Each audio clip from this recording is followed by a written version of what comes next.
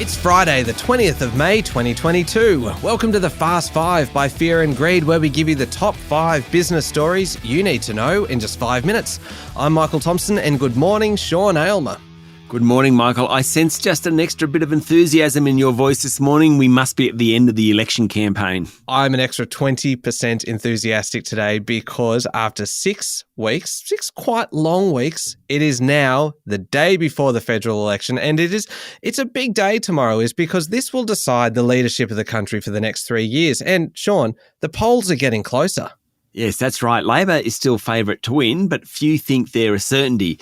Last-minute polling has shown a narrowing in the race, and over the course of the 6-week campaign, Scott Morrison has certainly had fewer gaffes, shall we say, than Anthony Albanese. But the electorate is definitely weary of Mr Morrison, hence his promise yesterday to be a more inclusive government if re-elected.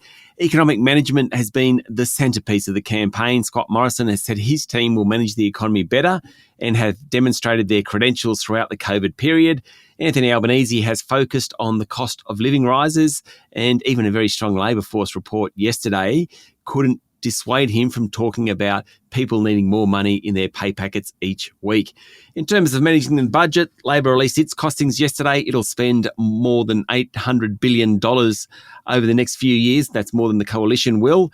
National security, childcare and aged care, housing and plenty of scare tactics really have been the mainstays of the election campaign. Climate change and the role of fossil fuels just haven't been quite as prevalent. Anyway, we all get to vote tomorrow.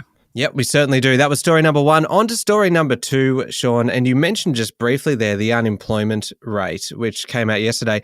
It hit 3.9% last month. That is the lowest since the Bureau of Statistics began collecting monthly data.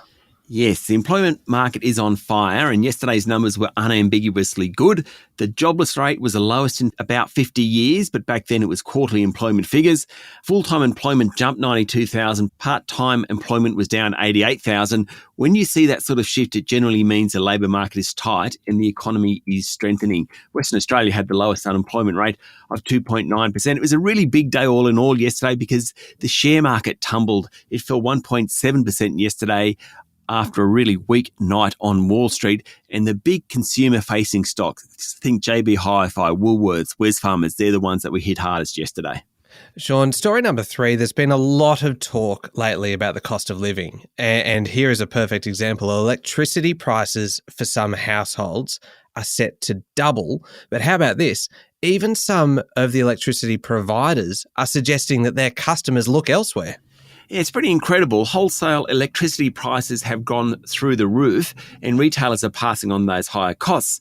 The fear is that some energy retailers will collapse because they just won't be able to compete with the bigger providers. Now, Queensland provider LPE, it's got over 20,000 customers. It wrote to them and suggested they look for other providers or else face a 100% increase in prices from June 1. It's pretty extraordinary. Another tiddler, Sydney-based Discover Energy, said it would also have to nearly double rates for some customers. Going to be a lot of pain in the next few months around electricity prices. Yeah, there certainly will be. Story number 4, Sean, mentioned just how big a day it has been. The last 24 hours, there's been a lot of stuff happening, and this is a really big development as well. Australia is set to house one of the world's largest oil and gas producers after shareholders supported the merger of Woodside Petroleum and BHP Petroleum.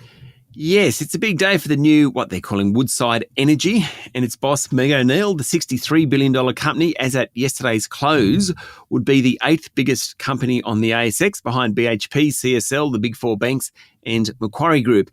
It will be a top 10 oil and gas producer globally.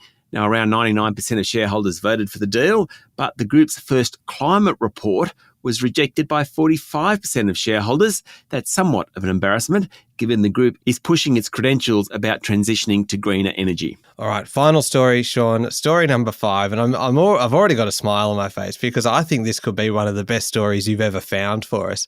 A collaboration between Adidas and Gucci in China is under fire because the $2,000 umbrella, that's right, it is an umbrella that costs $2,000, launched by the two companies, doesn't actually stop the rain.